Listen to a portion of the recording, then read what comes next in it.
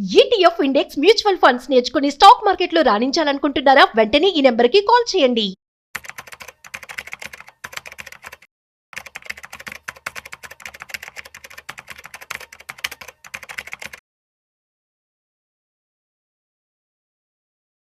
Hi hello నమస్తే welcome back to Suman TV. Present మనతో పాటు ఉన్నారు స్టాక్ మార్కెట్ అనలిస్ట్ సుందరరామరెడ్డి గారు. Hello sir. సార్ మీరు చాలా వీడియోలో కొన్ని కోర్సెస్ గురించి చెప్పడం చూస్తూ ఉన్నాము. అదే ఫినాన్షియల్ ఫ్రీడమ్, ఫినాన్షియల్ డిసిప్లిన్ అని చెప్తా ఉంటారు కదా. ఈ కోర్సెస్ అన్నీ కూడా ఈ ఫినాన్షియల్ ఫ్రీడమ్కి, డిసిప్లిన్కి ఎట్లా యాడ్ చేసుకోవచ్చు అంటే ఒకసారి మా వ్యూవర్స్. బేసికల్గా మీరు ఫినాన్స్ని ఒక కెరీర్లా తీసుకుందాం అనుకుంటే దట్ ఈస్ డిఫరెంట్ అండి. బట్ ఎవరికి వాళ్ళే వాళ్ళ goal settings, budgeting planning and overall period టైంలో ప్రతి లైఫ్ స్టైల్ గోల్స్ మొత్తం రీచ్ అవడానికి ఎలా ప్లాన్ చేసుకోవాలనే దానికి సపరేట్ నేర్చుకోవటం అంటే ఒకటి హాబీ బేస్డ్గా, రెండోది ప్రొఫెషనల్ వేలో. మీరు కనుక ఫినాన్స్ని ప్రొఫెషనల్ వేలో తీసుకుందాం అనుకుంటే కనుక ఇండియాలో సిఏ కావచ్చు, ఐసిడబ్ల్యూ, సిఎస్, లేకపోతే ఇంటర్నేషనల్ రికగ్నైజ్ చెందిన సిఎఫ్ఏ అండ్ ఎఫ్ఆర్ఎం ఇలాంటి కోర్సెస్ ఉంటాయి. ఇవి ఏంటంటే మీరు హాబీలాగా కాదు, అంటే ఫుల్ టైం ప్రొఫెషనల్ లాగా మీరు టీచ్ చేద్దాం అనుకున్న వాళ్ళకి, అలాంటి వాళ్ళకి ఈ కోర్సులన్నీ బాగా యూజ్ అవుతాయి అనమాట. కాబట్టి మీ కిడ్స్ ఎవరైనా 10+2లో ఉంటే అప్పుడే ఈ ఫౌండేషన్ తీసుకోవడం బెటర్ అనమాట. అండ్ బీటెక్ తర్వాత అయితే చాలా లేట్ అవుతుంది అనమాట. అందుకని ఇంటర్మీడియట్లో ఉన్నప్పుడు లేదా ఇంటర్మీడియట్ అయిపోగానే మనం బిగిన్ చేసుకోవచ్చు. ఇండియాలో అయితే సిఏ ఉంది, ఐసిడబ్ల్యూ, సిఎస్సి 3 పనికి వస్తుంది. ఇంటర్నేషనల్ లెవెల్లో అయితే ACCA and FRM and CFA ఇలాంటి కోర్సులు చాలా ఉంటాయి అనమాట. బట్ ఫుల్ టైం కెరీర్లో తీసుకుందాం అనుకుంటే మీకు బాగా యూజ్ అవుతాయి. అలా కాదు, నాకు నా పర్సనల్ హాబీగా నేర్చుకుందాం అనుకున్నప్పుడు అలాంటి వాళ్ళకి ఇలాంటి కోర్సులు వాళ్ళకి యూజ్ అవుతాయి అనమాట.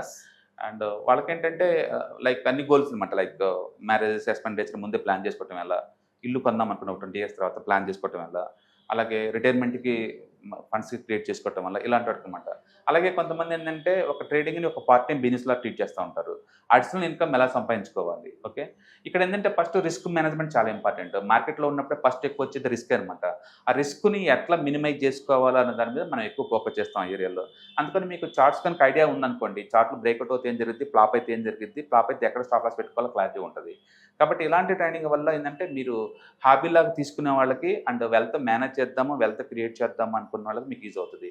మీరు ఆల్రెడీ ఏదైనా ప్రొఫెషనల్ అయితే కనుక పార్ట్ టైం బేసిస్ మీద నేర్చుకొని మీరు చేసుకోవచ్చు.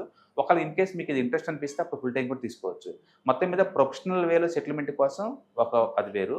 అండ్ మీరు పార్ట్ టైము లేదా హాబీలాగా నేర్చుకుందాం ఇలాంటి కోర్సులు అవుతాయి.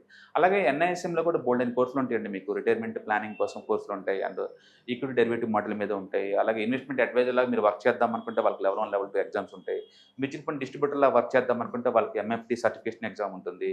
అలాగే రీసెర్చ్ జర్నలిస్ట్లా వర్క్ చేద్దాం అనుకుంటే వాళ్ళకి ఎక్స్వి ఎగ్జామ్ ఉంటుంది. ఇలా ఎన్ఐఎస్ఎంలో కూడా బోల్డ్ అయిన మోడల్స్ దొరుకుతాయండి. మీకు క్లారిటీగా ఉంటే ఏం చేద్దాం అనుకుంటున్నారు, హాబీలాగా నేర్చుకుంటున్నామా లేదా ప్రొఫెషనల్ లాగా ఉందాం అనుకుంటున్నామా లేదా ఒక ఇంటర్నేషనల్ కెరీర్ టైప్లో కావాలా అన్నదాని సీరియస్నెస్ పెట్టేసి మీ కోర్స్ నేర్చుకోవచ్చు.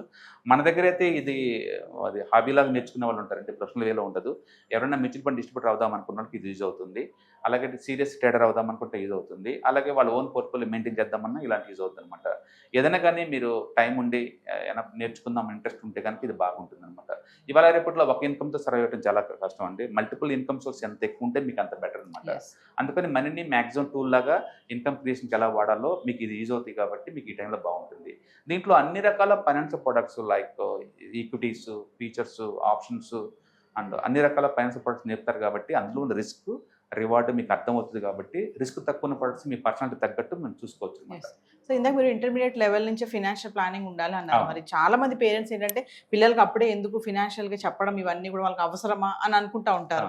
మరి ఇంటర్మీడియట్ నుంచి ఫినాన్షియల్ ప్లానింగ్గా వెళ్ళాలంటే ఇప్పుడు కోర్సెస్ చూసుకుంటే బయట ప్రతి ఒక్కరు ఈ బీటెక్ కానీ ఎంటెక్ ఇవే తప్ప ఫినాన్షియల్ ప్లానింగ్, ఫినాన్షియల్ కోర్సెస్ వైపు వెళ్ళేటువంటి వాళ్ళ సంఖ్య చాలా తక్కువ కనిపిస్తుంది. ఒక్కసారి దాని మీద పేరెంట్స్ బేసికల్గా అది కిడ్ ఇంట్రెస్ట్ అండి. మీరు బలంతంగా అందరినీ బీటెక్లో లేదా డాక్టర్లో ఇంట్రెస్ట్గా లేకుండా మనం ఏం పుష్ చేయలేం కదా.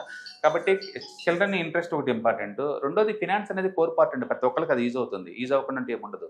ఎండ్ ఆఫ్ ది డే మనం వర్క్ చేస్తే మనీ వస్తుంది. ఆ మనీని ఎలా మేనేజ్ చేయాలా, ఎలా సేవ్ చేయాలా, ఎలా ఇన్వెస్ట్ చేయాలనేది కంపల్సరీ ఉండాలన్నమాట.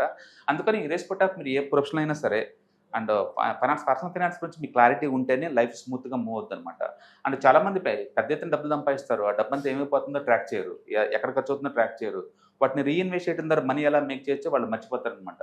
అందుకని కిడ్స్ అంటే ఇవాళ మనం ఉంది 2026లో అండి. ఇంటర్నెట్ ఉన్న ఈ రోజుల్లో అండ్ కిడ్స్ ఏంది అడల్ట్ ఏంది మనీ మేకింగ్ ఛాన్సెస్ ఎవరైనా చేసుకోవచ్చు. ఇప్పుడు ఇన్స్టాగ్రామ్లో చూసారంటే, ఫేస్బుక్లో చూసారంటే, యూట్యూబ్లో చూస్తుంటే కిడ్స్ కూడా లైవ్ స్ట్రీమింగ్ చేసుకుని డబ్బులు సంపాదిస్తున్నారు. Yes. వాళ్ళకి ఆ మనీని ఎలా మేనేజ్ చేయాలో తెలిసి ఉండాలి కదా.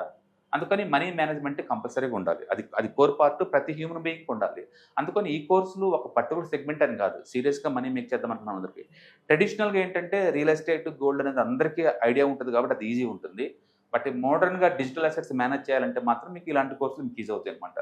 మొత్తానికి పేరెంట్స్ ఫైనాన్షియల్ లిటరసీ ఉంటే అండ్ కిడ్స్ కూడా ఫైనాన్షియల్ కాన్షియస్ వస్తుంది. Yes. అండ్ ఇవాళ రేపట్లో ఏజ్తో సంబంధం లేదండి, ఎవరైనా నేర్చుకోవచ్చు మనీతో డీల్ చేయటం.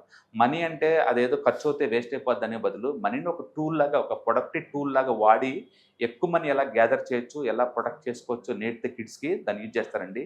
దాని గురించి తెలియకుండా అదేదో స్కేర్సిటీ వస్తువులాగా దాన్ని అందుబాటులో లేకుండా చేయడం వల్ల దాని గురించి భయం క్రియేట్ చేస్తే వాళ్ళ ఫ్యూచర్లో మనీని మేనేజ్ చేయడం రాదనమాట. రానప్పుడు ఏంటంటే వేరే వాళ్ళు నమ్మి వాళ్ళకి ఇస్తారు, మోసపోతుంటారు. అందుకని మనీ మేనేజ్మెంట్ అనేది ఎసెన్షియల్ స్కిల్ అందరికీ ఉండాలి, అన్ని ఏజ్లకు ఉండాలి. Yes. Thank you, sir. Right.